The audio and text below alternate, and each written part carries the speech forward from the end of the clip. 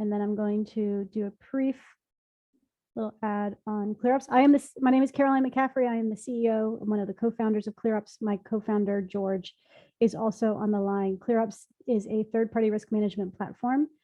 We help vendors with responding to those security assessments that their customers put in front of them. And we also help them comply with what they need to in order to answer those security assessments by providing vendor monitoring. And we do that by pulling automatic reports on those vendors using public data research. So that is ClearUps. And I'm going to stop sharing and I'm going to introduce everyone. So joining me today, I have two distinguished panelists. Right now, I'm gonna introduce Chris. Chris is with how do you say Sustany or how do you say that?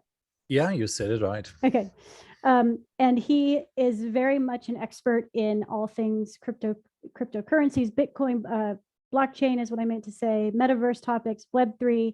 Very happy to have him here today. In a second, Chris, I definitely want you to introduce yourself. But I've met Chris through a bunch of my privacy networks. And then also joining us today is Phil Ingram. And I actually listened to a panel on Metaverse topics with Phil. And when it was over, I sent him a LinkedIn message and I said, hey, would you have any interest in joining another panel on this specific topic? And he said, sure, let's jump on the phone or a Zoom right now and we can discuss what your panel is. So I appreciate both of you joining us. Chris, could you please give us a little bit more information about yourself, and also if you could give a little bit about the topic today, DAOs, and your expertise, so we give people context. Yeah, first, the obvious, the funny accent originated in Germany. I was a software developer for a short period of time in the 80s, early 90s, but then went to law school. After law school, joined one of the first internet service providers as the general counsel. We got very lucky to sell it at the height of the .com, so moved into VC, also moved to Southern California, where I'm still at 22 years later. And we set up our first venture fund in 2000. At the time, we were focused on multi-massive online player games, voice over IP solutions, has a lot to do with what we focus on today. I wrote our first post-mortem on a Metaverse investment in 2001. And we've been using the term Web3 on and off about as long. Larger point there, though, being is so most of our employees are engineers. And we take a very scientific approach to investments. So we run our own Skunkworks division with development. So we work a lot of ontology, taxonomy to share this with engineers, because by and large, we are at this intersection specifically with DAOs, but we're going to talk about at the intersection of a lot of different disciplines that we have artificially kept separate, engineering, the law, and so forth. And by and large, unfortunately, there's a huge gap and very little overlap when A, these individuals have discussions with each other, but then B, also when they're trying to come up with their own definitions, right? So I co-chair the Banking and Finance SIG at the Decentralized Identity Foundation, where we work on that topic. I have a couple of other board positions. I work with the ITU on actual digital currencies, on actual protocols. And so, yeah, by and large, I don't make many friends typically saying that the number of cryptocurrencies we need is somewhere between 0 and 1. It's a lot of people not understanding the actual technology that they're engaging with. Anyway, I'll leave it there. I'll typically draw on too long, because for me, we started working on the decentralization of the web in 2008, as we just discussed. And so a lot of times I feel like that I tell people that the sky is blue, but then also we worked on a lot of concepts like NFTs and so forth for 4 years now, where we already created composability for those things and so forth. So we're usually about 3 years ahead of what people think is relevant because of our approach. Anyway, I'm going to shut up. Well, thank you so much. Very, very, you have a lot of knowledge. I know it's going to be fascinating. Phil, please, if you wouldn't mind giving a little bit more background on yourself, and again, how do I follow DAOs. How do I follow that up? I just like to say, I've just looked out the window. I can confirm the sky is blue. Okay, my name is Phil. I'm the CEO of a gaming company that is trying to change the conversation a little bit from being a blockchain company using games to sell tokens and NFTs, to reminding people that games are actually supposed to be fun, and the blockchain can basically make them better through more immersive economies, but it should be about the game, which I think is a general view for the fact that much of what is happening in this space is very technology driven, and has still not, for me, made the leap to actually being there to solve problems identified from the mouths of customers.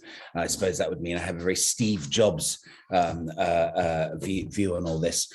As far as the DAOs go, when we first conceived the company, I apologize if you hear the pitter patter of dogs walking around me. They just came back from their walk. When we first started the company, we were very much looking at what elements we could create into a DAO. Obviously, from our point of view, it was a way of really involving the community in what we did. If we were building a platform that would have other products or activities on it, where would that be? And so I come at this from having sort of tried to explore the juxtaposition of the concept of a DAO with the reality sometimes of parts of an organization that need to be executive led, and with the technical aspect of DAOs as this sort of mythical utopian idea, juxtaposed against the legal realities of anything with limited Inc. or LLC after its name. So anyway, that's sort of my perspective, and I'm actually really interested to see where the conversation goes. I think I actually came here to learn something rather than tell anybody. Well, I mean, that's one of the interesting things about this space, right? Is like, I feel that there's a lot of people who definitely know quite a lot, but I think the majority of the rest of us are just trying to maybe play catch up. I mean, I will admit that I'm constantly playing catch up in this space. So why don't we start with the basics? Let's do some defining of this particular topic, which is, what is a DAO? And Phil, I'm going to give that first one to you, because I know I'm going to ask Chris about some of the other concepts. Okay. Well, the simplest way, I suppose, of putting it is a DAO, or decentralized autonomous organization, would be an entity with no central leadership. Decisions get made from the bottom up. It's a community organized around a set of rules, which are enforced by smart contracts. That was the phrase I saw the other day, internet native organization. So collectively owned and managed by their members. The treasury would be accessible with the approval of the members, and decisions about the company would be made through group votes. So yes, it removes, it's, I suppose, in its purest sense, it would be the complete antithesis of the executive-led organization. That would be my first go at definition. Christian, how did I do? You did just fine. So Chris, on that topic, so why have DAOs become popular in Web3? And maybe you could give us some guidance on some of the other terms that are usually associated with DAOs, like, let's say, maybe DeFi, cryptocurrency, you choose.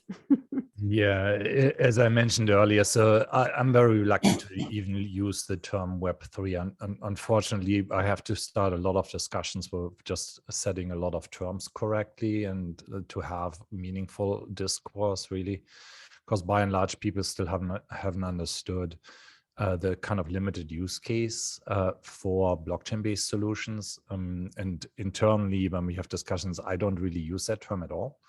Blockchains are one example of decentralized software solutions, and unfortunately we have a lot of very unhelpful metaphors that we have been introducing in that space. That includes the term cryptocurrencies, that includes the idea that blockchains are protocols, and many other things. Larger point there though being is, so if you use Bitcoin as kind of the largest example for DAO, it kind of emerged in and of itself by people simply deciding, I want to run a node. So censorship resistant private people could just download. I remember running a node on my little laptop that since crapped out initially when the software was launched.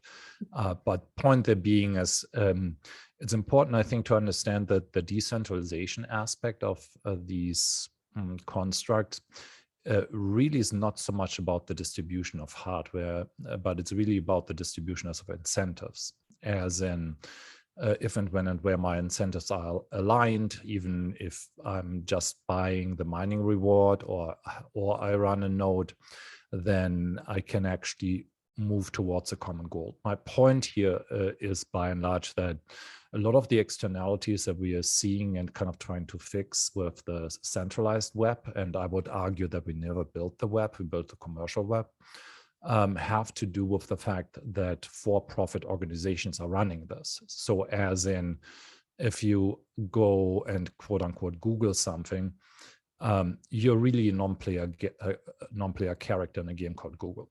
And that's an externality of the algorithm that drives any for-profit company, which is to increase shareholder value, right? That's overriding principle. So, well, that's not true for Bitcoin, for example, because there's no Bitcoin corporation, right? There's nothing that that's external that would extract it, and then more importantly, you don't have like all these different groups that you would have that come with a for-profit company. So there's not shareholders in a narrow sense. They're not operators in a narrow sense. There's only participants that participate in one or more ways. So that's why I like this idea of thinking of DAOs as a step further from a co-op. So co-ops in kind of the legacy legal world are a good intermediate step in my mind. So like credit unions would be a good example to move away from this kind of distortion and misalignment of interests, because even with a bank, and then I stop myself because I always go too long, but even with a bank, they social engineer you to the best outcome that serves their objectives, right? So that you will always see a big button there, just pay the minimum on your credit card, which is terrible, right? You shouldn't obviously keep large balances on your credit card, but that they learned optimizes for their own revenues. And anyway, I probably sidestepped your answer a little bit, so feel free to rein me in. Well, yeah, I appreciate that. And by the way, I failed to say this at the beginning, but if anyone listening has comments or questions, definitely please put them in the chat. We love an active chat. But yeah, I mean, I think, you know, I'm going to have a hard time with DAOs, I think, staying on topic, which is the privacy and security components of it. But my question to you is, why have DAOs become, let's say, so much the forefront when people start talking about Metaverse, Web3, DeFi? You know, why are they associated with this new quote unquote new technology?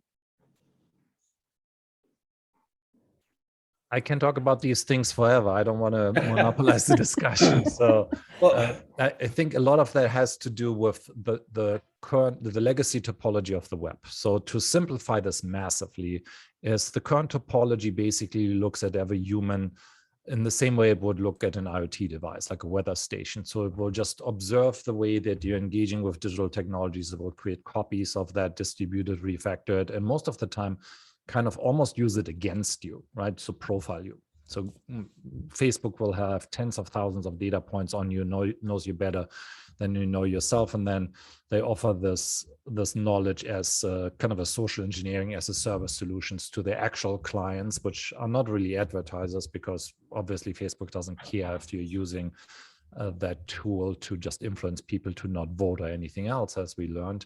So larger point there is, if you want to reverse this paradigm, you have to get rid of all those data silos, right? And so the current data silos, the current default system is kind of this client server system where there's a company that runs a bunch of databases that creates copies of all your data that you're creating and shares those and supplements that.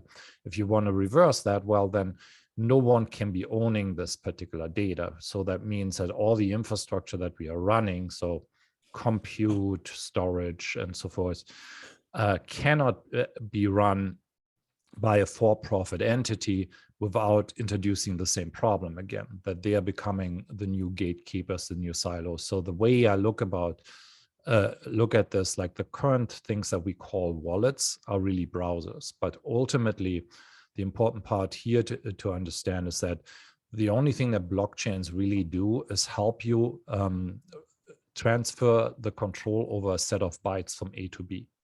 And so you do this with the help of client technology. So I have heard many people say, including Vitalik himself initially when he used Ethereum back in 2014 and in Miami, was it? He was likening it to databases. I cringe when I hear that. It's really blockchain-based solutions solve for the problems that are databases, because with databases, you need that operator that's setting those up and then ultimately has control over that. So as an externality from database solutions, we had about $6 trillion worth of cyber crimes last year. And by and large, the root of that is the fact that we're using antiquated technologies, because when we originally created database solutions in the early 60s, we didn't think about attaching these to network technologies. But then the other drawback is always the same. So you got administrators and users. So when you're calling someone at your credit card company, there's oftentimes a person in a low-wage country that all of a sudden has access to all your PII. Anyway, again, I'm probably ranting at this point in time. So let me throw it over to Phil so we don't make this a Chris Kiemeyer rant here. Realized I was muted. I am not muted anymore. I was just thinking as you're talking, and I am going to come at this from a different, softer direction based on my own experience. To me, one flippant answer I might give about, to the question about why DAOs are rising is I think human history is replete with proletariat style movements when a period comes along that power is in the hands of the privileged few, and you see that happening socially. And I think, you know, and to the big data gatekeepers we have at the moment, and we're at a point where just literally on one hand you can count some names that if I was to assemble everything they know about me, they know much more than I do. And I think things like DAOs, you know, and people are uncomfortable with that. And I think things like DAOs,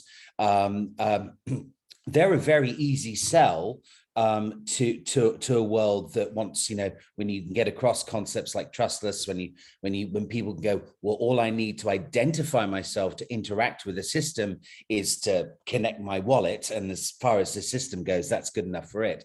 You know, that's attractive. But as someone, and I've only been in this space for a couple of years now, I am a recent entrant. I used to be in the travel industry. I came in at a time and I ended up with a slightly more cynical view. The concept of a DAO, the idea of, I was involved in a lot of companies that were tokenizing, that were doing their pre-sale raise and going through all that period. I was sort of surrounded in an ecosystem with this. And, you know, they'd be writing white papers and they'd be desperately going, right, we need utility. How do we give this token utility? What else? How many more bullet points can I add so it looks better? You know, and then of course, DAOs, sad truth, unfortunately. You know, and of course, what's the first thing you do? We're going to be a DAO. You know, and we're going to be a community-driven organization. And you know, I think this is where I think the DAO is a great concept. I can see areas, and I like the comparison, the cooperative, although there's one particular difference between a DAO and a cooperative. In most countries, the cooperative is a recognized legal entity. And one of the primary issues with the DAO is with, I think, the singular exception of the Marshall Islands, which actually said they were creating a DAO, although I think it actually is an LLC. Yeah, same with Wyoming. Wyoming has DAOs now? Wyoming in their LLC law has recognized DAOs. Yeah. Okay. I missed that one. I must admit, I don't stay on top of news from Wyoming. I get from Hong Kong. How could you not? You know? No. Shocking. So, I think really there has to be, I think the industry or a segment of the industry, particularly as we've gone through these past couple of years, where a lot of white papers have been on the route to fast cash, and they've been throwing in as much utility as they can, not describing a security token at all. No, we've seen people talk about DAOs, and then you actually look at try and implement them. You cannot, DAOs, if a lot of companies are a for-profit company, cannot be run by the crowd in all aspects. So you have to work, well, how do I divide what part of my company is DAO? So you end up with these soft DAOs, which, to be honest, I look at lots of companies that have the word DAO in their name. And that seems to be the new thing now. I only have to think of one word because the other word's going to be DAO for when I come up with the company name. And all they are is simple voting. What the world's actually getting is a simple voting mechanism. And one that I would argue is maybe not succeeding, but go ahead.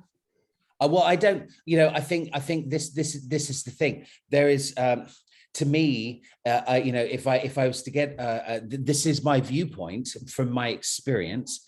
If I was to get a book on lesser known mythical creatures, chapter 1 would be the Loch Ness Monster, chapter 2, the Jabberwocky, and chapter 3 would be the DAO. I haven't actually seen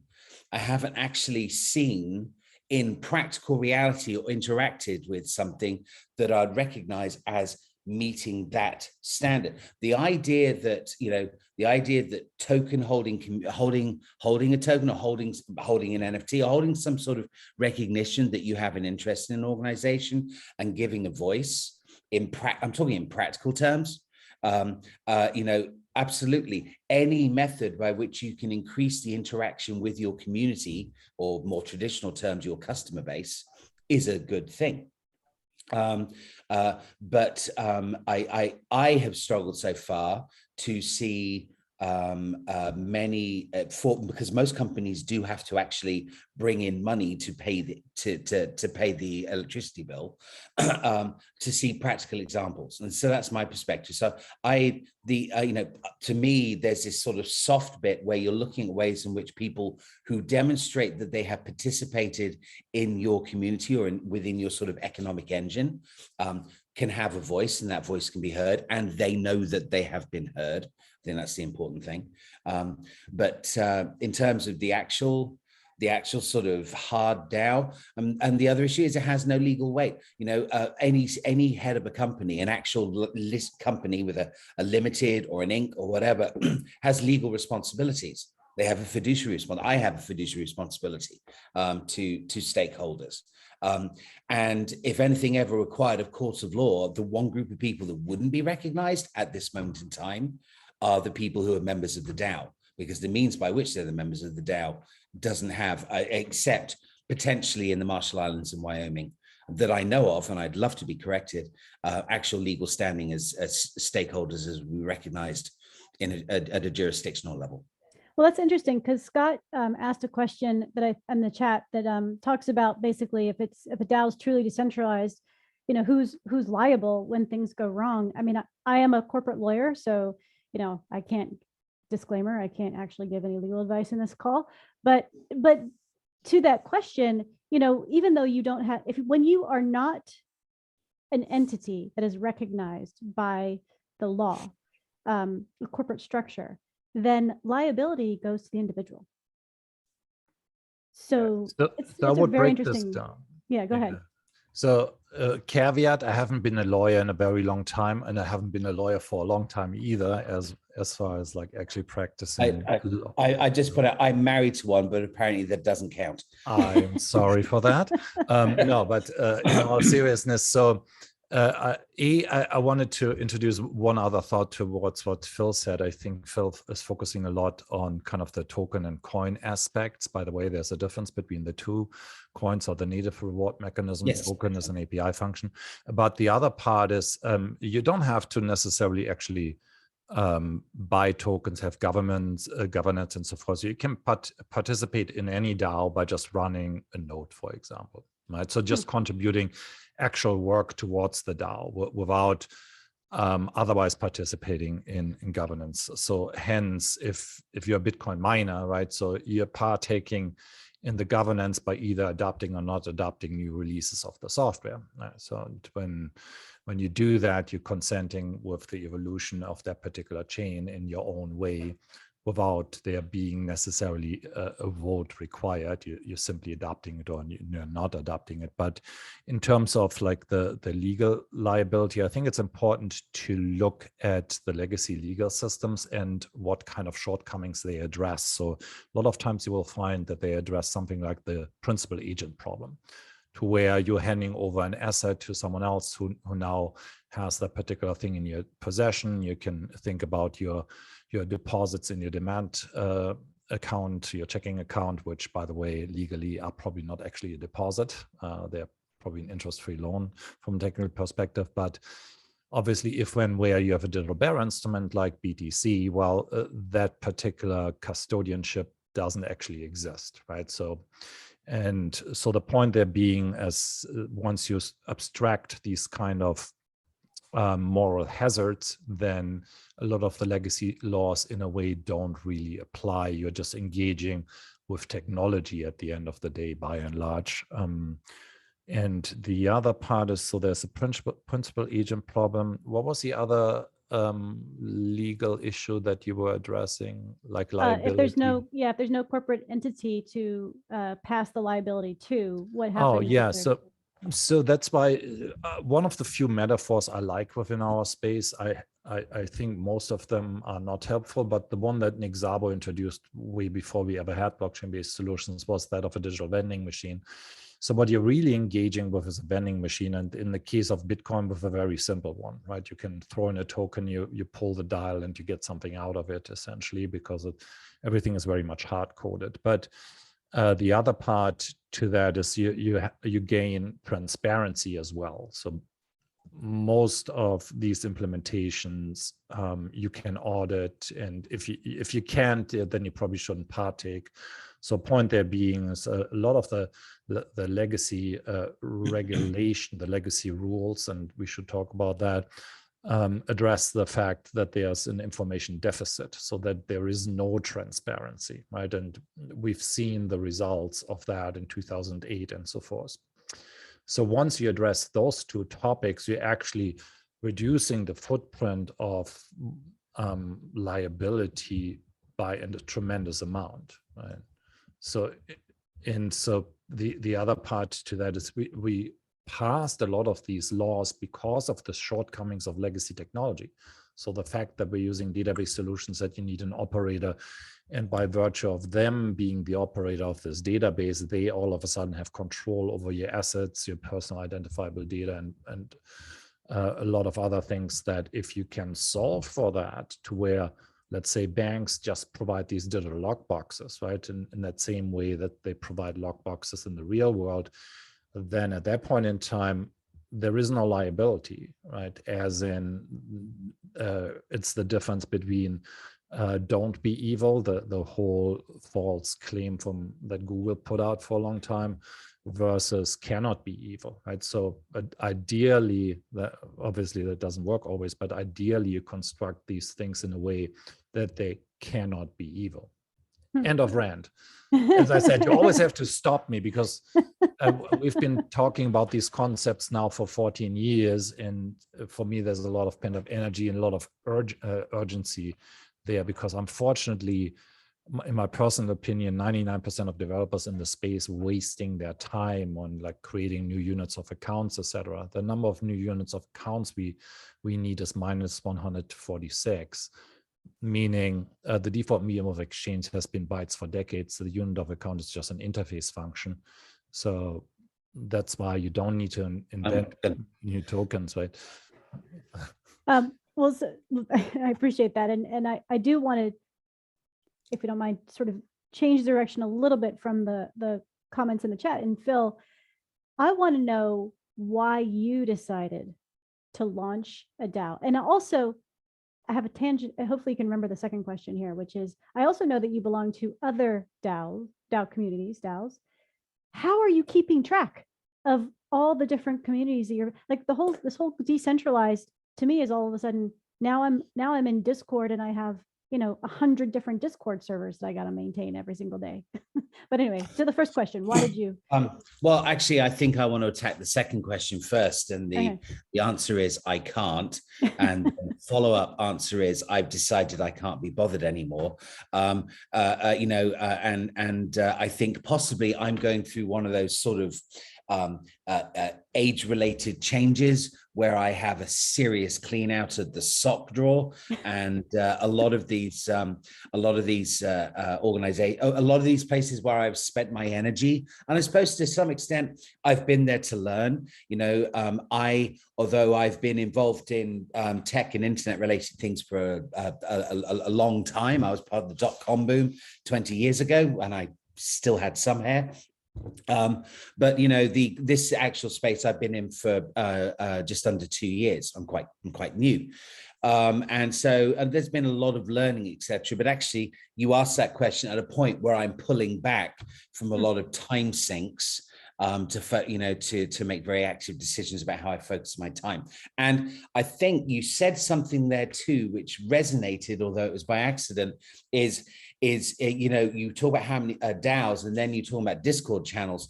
And I think there are some organizations that actually think, hey, we got a Discord channel. Does that mean we have a DAO? I think there are actually some people who think like that. So in terms of what we were trying to do, and there has been some evolution on this thinking, because I don't think everybody needs to be a DAO. From my perspective, being in the sea of companies that were raising finance to basically get a company started and do something, some with great intentions, some with not so great intentions, sadly. I got a bit cynical because I started seeing DAOs being thrown away basically as marketing ploys. Buy my token because you'll be part of a DAO and you'll be able to take part in community decisions. And this started to have quite a cynical effect on me. But the underlying concept of having a genuine connection with sorry, there was some noise on the line. Lost my train of thought. I just completely, there was a big noise on the line. I think it was Discord. Lost my train of thought. Yeah, the connection to Discord and the DAOs. Yes. So from our point of view, why we wanted to do this is obviously, I'm running a company. I come from the marketing. My path to this was through the marketing path, and I'm very interested in having feedback loops with my community or with customers. I'm very interested in ensuring that they feel part of something. And there are elements, I suppose, I will probably, with technical inaccuracy, call it a sort of soft DAO approach. It's this idea that people who have participated in the community, and yes, as Chris points out, I'm coming it from the token point of view because that's my experience with it. The idea of people being able to voice, being able to speak, being able to have some impact. For example, we built our own sort of non-zero GUI Ethereum sidechain as a backbone for some gaming solutions to take the resistance of gas from the UX in games. And that is a network. That is a network. Applications can run on there. So one of the things we wanted to use the community system for was it's almost as a filter to go out there and look at people come to us and say, could we run something on your chain? And we could send people out, and the voting mechanism would be a chance to get all these viewpoints from outside. So that since we first started the organization, where I wasn't the CEO, I actually moved into the CEO role a couple of months ago. Since we started the organization, how we want to use a DAO has shifted because to us, we are a revenue generating for-profit company. Obviously, we're very different than, say, a blockchain and running nodes. For us, it has been about finding ways to connect with the community and give them a voice that we can demonstrate that voice has impact. It's not just for show, but that we've discovered in reality for our situation is that there are limits to what you can do for that, because there are some things in a for-profit company that you just can't crowdsource. That's very interesting. Yeah, it's very interesting. And I want to ask both of you this question. I guess I'll go back to Chris, since it seems like we're going back and forth. But when I think about privacy issues with DAOs, there's really two that are top of mind for me. One is this idea of doxing, right? That someone's identity is revealed or kept anonymous. And when I think about DAOs, I think about that the wallet address and the voting is all very public. Now, I guess you could vote with a pseudonymous name, but it seems to me like that whole concept of doxing that is fairly popular in this new wave of technology is not so popular in DAOs. And I say that, and yet again, I was in a DAO channel just recently, and they were talking about how to remain undoxed and still participate in a DAO. So that's one privacy aspect of a DAO. And the other one, as Chris, you were talking to me before we started this, which is the whole KYC, know your customer sort of protocols, I know whenever I use the terms, I'm going to be like, Chris is going to disagree with me using that term. But, when you say KYC, that is obviously full of very privacy violating information. It's all PII, and how that sort of plays into DAOs and specifically DeFi, I think, in this particular situation. So Chris, I'd love to hear your thoughts on those sort of privacy again issues. Stop me if I go too long, but so Okay. I mean, by and large, we are really in internet terms still like in the 94, 95 arena, to where we're really using very crude dial-up to access what we call like Web3 now, yet again, for the 24th time. Point there being is, so the most important primitives that we need all have to do with agency attribution. So what I mean by that is that's what people often refer to as digital identity, which is kind of a nonsense term. It's kind of a metaphor, because identity requires consciousness. But from a legal perspective, what we're talking about is the agency attribution. To make this tangible, so now in the United States, Arizona started to issue digital driver's licenses. So in order for these things to not incur the same kind of externalities that I talked about earlier, as in we distribute copies, everybody at all points in time gets all information that's attached to that particular government issued credentials, we have to build the technologies accordingly, i.e. simple example, now the engagement with TSA is such that this particular instrument is just basically passing on a green check mark to the border agent. So point of that example being is what we're calling wallets today are really Web3 browsers, blockchain browsers that need to hold all these cryptographic primitives, in this case, this government issued credentials, and simultaneously invalidate the legacy copies. So at that point in time, when you do that, you're really, again, you're just passing on a green check mark for something, because even with that example of KYC, obviously, if you're establishing an account or using it otherwise to quote unquote identify yourself, your counterparty isn't actually interested in your first and last name and where you live. What they're interested in is not facilitating certain types of behaviors that they're by law not allowed to do, i.e. money laundering and so forth. So that's why even like know your customer in the actual regulation is actually in quotations, because that's not what this is about. So the legacy implementations of those is really by and large an externality of legacy technologies. So we have this kind of bifurcation going on in the meantime. So what I mean by that is, right now, basically the entire space of blockchain-based solutions, cryptographic assets, quote-unquote cryptocurrencies, is really a multi-massive online player game, because it's by and large disconnected from real-world economic activities.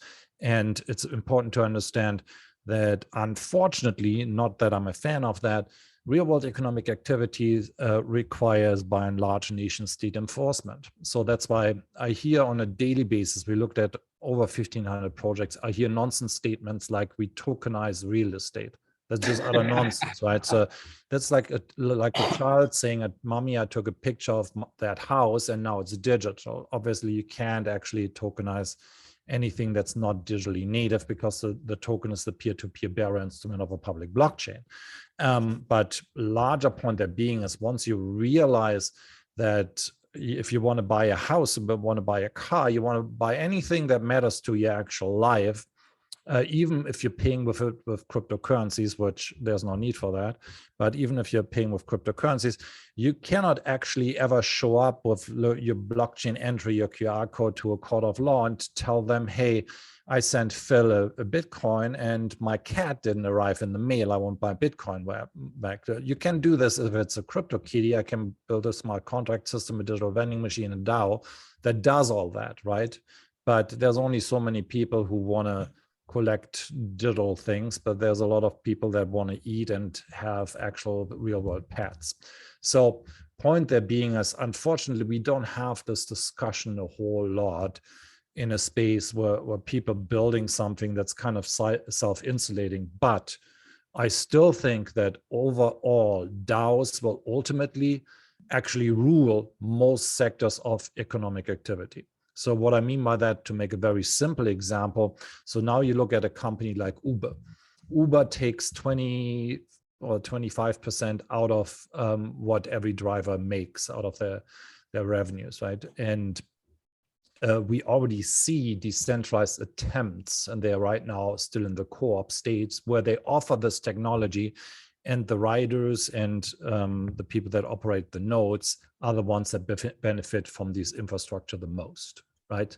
So comes back is, it's important to kind of realize that the World Wide Web, by and large, is run by open source software solutions. So the reason that we can have this phone call right now, it's an actual protocol called SIP, Standard Initialization Protocol.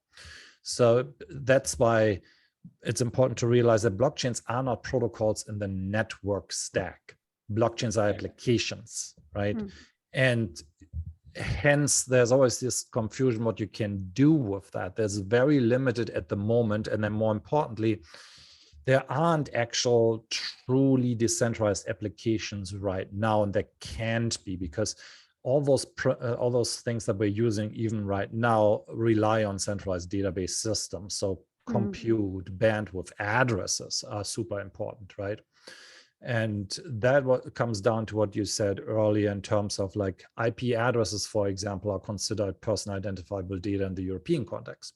Yep. So point there being is, you want to build new applications that are actually decentralized, but by and large, you can't do that right now because you don't have those cryptographic primitives that would refer to things like human agency or government issued credentials and so forth. So that's why it's important, like from a technology perspective and from an investor's perspective, we have the saying, being too early is the same as being wrong. There's a lot of people that are way too early. That's why I was telling you earlier, I wrote the first memento on a Metaverse investment in 2001. We were ahead of its time. Back then, we were still today totally ahead of that time. So we're still like 10 years away from that because we're just missing most of these primitives. End of rant. Again, I told you, Carolyn, you have to stop me. It's like there's. Well, I got to let you finish your thought. I can't do it. Oh no, there's always new ones coming to. I've been writing about these stories for a long time. There's a couple of things that resonated with me listening to, and I'm enjoying the rants, by the way, because I've actually had a very educational morning. So I've actually really enjoyed the rants, and also saved me making a fool of myself. But there were two very specific things you mentioned there that resonated with me that I just want to reply on. The first, in reverse order, when you talked about Uber. You're actually, this is one area where the application stack on top of blockchain, and I do have, to me blockchain is a really simple thing.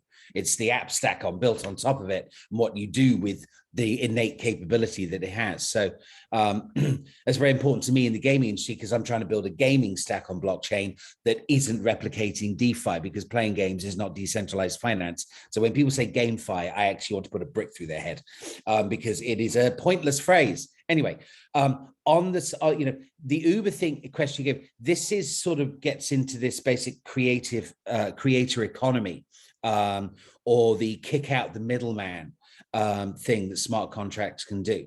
You envisage, a ride sharing service where the smart contract sits in the middle and replaces the, you know, executive-led organization. The same is happening in, you know, there are organizations such as Cloud.art, where you can burn your Instagram posts and turn them into NFTs, so that you own the value, and artists can sell directly through, you know, smart contract marketplaces. Musicians can turn their music into digital assets and through smart contract. You know, one of the things where the sort of DAO and the associated set of terminology really comes into play is in that idea of kicking out the middleman, whether it be the record company or actually architects designing buildings for the metaverse. The reason there's large architecture firms is because designing buildings usually takes a lot of people, but one person could design a really kick-ass building to be placed on a piece of land in the metaverse. And that, you know, one of the side projects that I'm advising on is a project that's actually creating a marketplace and a DAO where people who can design buildings, and they use exactly the same software in the real world as they do in the digital world, things like Blender, can connect with people who need buildings. It's a simple idea, but kicks out the architecture firms who actually take most of the money. It kicks out the record companies that actually take most of the money. So that's one area. The Uber example, I think, is part of this really big. Okay, that was eerie. The one area. The other thing you talked about, talking about KYC. You know, I can understand from the point of view of. You know, I've participated in a lot of KYC, but I actually, from a privacy point of view, from a practical, not technical privacy point of view, you know, if I've had to do sort of know your customer stuff with like a large bank like HSBC because of something, then I can sort of understand that. But if I do any KYC in the sort of blockchain world, I'm having to give all this personal information to companies I've never heard of. You know, you know, so basically they have my name, they've got my address, they've got a copy of my ID card, and they know one of my Ethereum addresses. And this actually is a serious concern for me, because we have all these companies doing KYC, and I have absolutely no idea who they are or where my data's gone. But apparently, if I want to participate in stuff, I have to, you know, although I am very DeFi, I actually don't have a problem doing KYC with someone like HSBC, but I do have concerns about doing KYC with some little company with a slick mobile app that's actually taking photographs of my Hong Kong ID card and my passport. Yeah, and if you saw the some of the requests that I see for helping these companies with the KYC AML process, you would feel confident in your distrust. But was that meant to help? Unfortunately, no. I know we're near the top of the hour. I want to be respectful of everybody's time. Chris and Phil, this has been fantastic. I really enjoyed it. I want to give you both sort of a minute to give your final thoughts. But before you do, I just want to tell everyone that we're hosting our final one of these series at the end of May on the regulation in the metaverse. But yeah, so Phil, Chris, final thoughts. Phil, I'll start with you. Okay, do I have thoughts? I suppose from in my defense, I'm doing this in Hong Kong. It's very early and I'm only on one coffee. To me, I come from this from a marketing perspective. I'm very interested and I'm fascinated with the technical perspective. And actually in this conversation, I've realized there's some areas I'm not as well read on as I realize I should be. So I'm going to go and fix that forthwith. But from a practical point of view, I think about a business as providing value and for that value to keep me and my team gainfully employed, it has to have happy people on the other end who want to partake of that value. And to me, elements of the DAO are ways in which I can keep that line of communication. I can get feedback and I can test things. You say, we got a new product. Congratulations, you get first look at it. So I look at things from a very practical perspective. although I'm academically interested in sort of more the legal and technical areas. And I think there's a lot there. But again, I think with all these things, particularly at this very nascent stage, and I love the 1994 analogy, it's like the metaverse. Suddenly we're going to access the internet, we're going to wear these big glasses. We're back to the days of appointment television. I don't, that's, whereas before I had this. So when the metaverse comes to this, then I'm interested. But so all these things, they become very buzzwordy. It's like, and having been inside an ecosystem where a lot of companies were raising finance, so, let's have a DAO. We need a DAO because otherwise no one will buy our token. And it starts becoming a bit cynical. But this underlying idea, I think, is very, very strong. And over time, I think hopefully we'll see the practical applications. Not every tool is needed for every job. And I think we'll get to the point where there are clear practical applications where the process really, really works.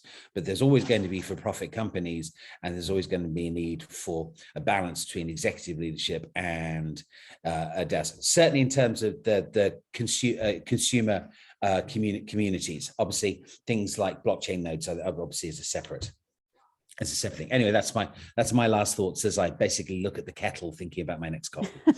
Awesome. Thank you, Phil. Chris. Kettle's right there. I can see it. Yeah, so I think the most important thing that people don't do is observe the current state of the technology and also the network topology. So that's what I mentioned earlier. If we want to live in a free world, i.e. if we don't all want to live in a complete surveillance state where all of our financial transactions, all of our physical movements are being observed, then we need to realize two things. The current network topology is exactly doing that. I call it turning every human being into an oracle function, right? So you're not an agent in the network, you're a non-player character in that network. So what do you need to do to reverse that? And so you need to get rid of these current bottlenecks, realize that you're a non-player character in a game called Google, you're a non-player character in a game called Facebook, and how do you reassert agency? And you want to pay attention to what are these new tools of quote unquote onboarding identity and how you want to engage with that. And we in our think tank around privacy and cybersecurity actually aggregated a list of companies that have business models that we want to see and validate. That includes on the bottom, the bottom feeders of the people search companies, and then working all the way up towards TransUnion, Equifax, and otherwise parasites that live on the network, and then ultimately invalidate the business model of Facebook and Google, because again, what they're offering is not advertising. What they're selling is social engineering as a service, and it's the fact that you do not control what I call your digital dust. All of your digital dust, all of your engagement with digital technologies, or all of technologies for that matter, should serve the human, should serve the agent, and you have property rights to that as far as I'm concerned. So it's two things. It's the awareness that the legacy infrastructure has turned you into kind of this energy creator. I wrote an article about this, and I put it in the chat, that you're kind of all neo that has been like plugged into that network to solve corporate objectives. And then how do you unplug yourself? And if you're an engineer, that's the important part that I always put out to companies that are pitching us here at the fund is, if you don't build technologies that anybody can use, and by anybody, I mean, think about examples like a dissident living under an authoritarian government who cannot touch technologies that de-anonymize them, who might be cut off from the financial system, or worse, be disappeared because they can be de-anonymized and can be followed, can be surveilled using digital technologies. Well, if your technology doesn't facilitate a useful solution to that type of person, then actually no one should be using that technology at all. Anybody, right? So, and we will actively seek out these technologies to invalidate them, because our objective is to build the web for the first time. And Yeah. Anyway, I can talk think about that's- these topics forever, and we're past 5 at my end here, so I'm gonna stop myself here. But you'll find me ranting about these topics back in 2008 if you go on YouTube. So, it's like, I mean, I think what you're saying is quite poignant, and certainly in line with my belief system. I love the analogy of NPC, that we are all just an NPC for Google. Or, it is. I mean, when you put the letter D into Google, you're top of funnel, right? So the next suggestion that is being made by that AI is based on the fact that Alphabet Inc., the holding company for Google, wants to increase shareholder value.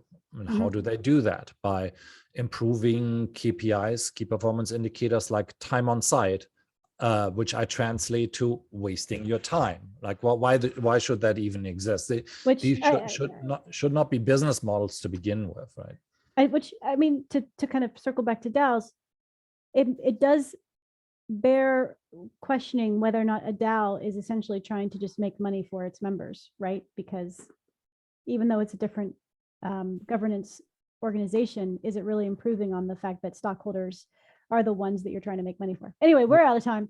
I would argue actually that ultimately more enlightened governments will come to the conclusion that certain part of the economy, certain part of technology by law need to be run by a DAO. So if you think of things like quote unquote search, right? If you want to avoid this misalignment of interest, then every participant actually has to govern how this works. And by govern, I mean first yourself. That's where it starts, right? Yeah. Think of yourself as a self-organizing, self-determination algorithm, and then everything on top, you need to be able to influence as far as it influences you, right? All of that is reflexive.